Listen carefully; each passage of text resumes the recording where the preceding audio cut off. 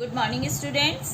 पहले आपको मैं पढ़ा चुकी हूँ the journey of food chapter 6 wedding तक। अब आपका नया टॉपिक शुरू होता है irrigation. Okay, water is essential for the growth of plants. The process of watering plants in the fields is known as irrigation. The soil has to watered or irrigated properly depending on the crop being grown. Too little or too much water can kill the crop. Irrigation plants की growth के लिए water बहुत ज़रूरी होता है।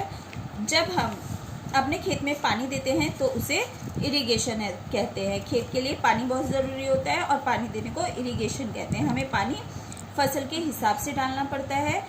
कौन सी फसल में कितना पानी ज़रूरी होता है उसी हिसाब से हम अपने खेत में पानी डालते हैं, न ज़्यादा न कम, वरना तो क्रॉप खराब हो जाती है। Okay, adding manure and fertilizer. Manure or fertilizers are added to the soil to make it fertile. Manure is made from animal and plant waste, whereas fertilizer are made from chemicals like nitrogen and potassium.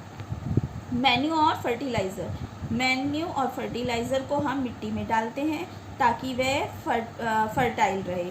Manure animal और plant के waste से बना होता है और fertiliser chemical से बना होता है, जैसे नाइट्रोजन और potassium. Next, harvesting.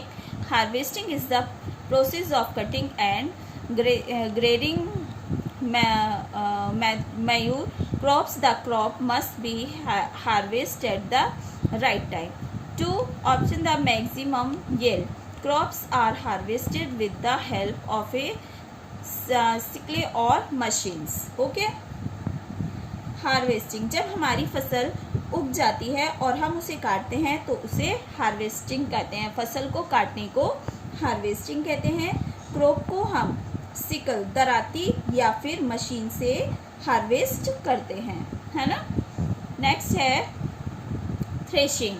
Threshing is the process of separating the grain from the harvested crop. It is done with the help of machines or by bulls trampling upon them. It is also done by spreading the harvested crop on the ground and walking over it. Threshing, जब हम उस crop में से grain को separate करते हैं तो उसे थ्रेशिंग कहते हैं। ये काम मशीन से होता है। इसको अलग करने का एक और तरीका है कि फसल को फर्श पर फैला दो और उसके ऊपर पैरों से चलने लगे। ओके, इस चीज़ को थ्रेशिंग कहते हैं। Winnowing. Winnowing is done to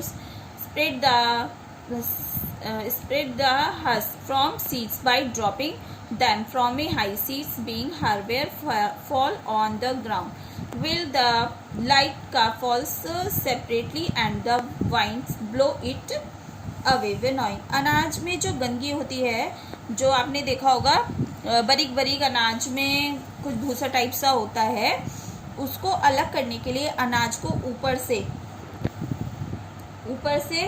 झाड़ कर, ऊपर से देखा ना, छाछ में ले लेते हैं और ज़मीन पे गिरते रहते हैं, उसे ज़मीन पर गिरा जाता है, जिससे हवा के द्वारा उसकी गंदगी अनाज से अलग होती रहती है।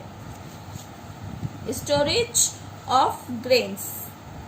The harvested grains are dried in the sun. The clean grains then put in gunny bags and transported to godowns.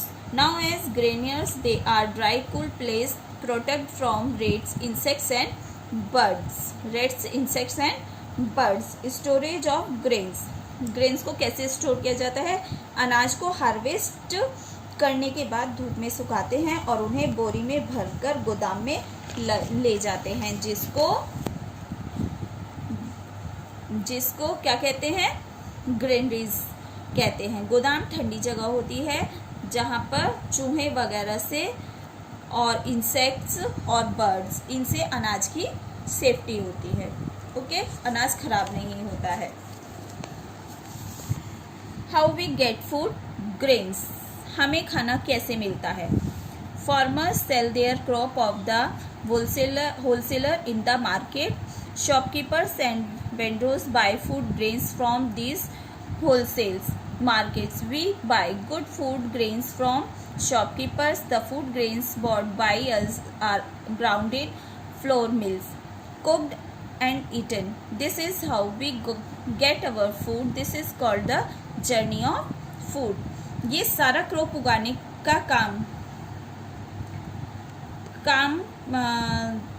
जब हम ये सारा क्रॉप उग जाता है, सब काम हो जाते हैं, उसको काम करने के बाद फिर हम क्रॉप को मार्केट में बेच देते हैं और हम लोग दुकानों से ये सामान खरीद कर अपने घर में लाते हैं और बनाते हैं। इस पूरी प्रक्रिया को, प्रोसेस को जर्नी ऑफ फूड कहते हैं। आई होप आप सबको पूरा चैप्टर समझ आ गया होगा। इस चैप्टर में आपने पढ़ा कि फूड हमें कहाँ से कैसे प्राप्त होता है।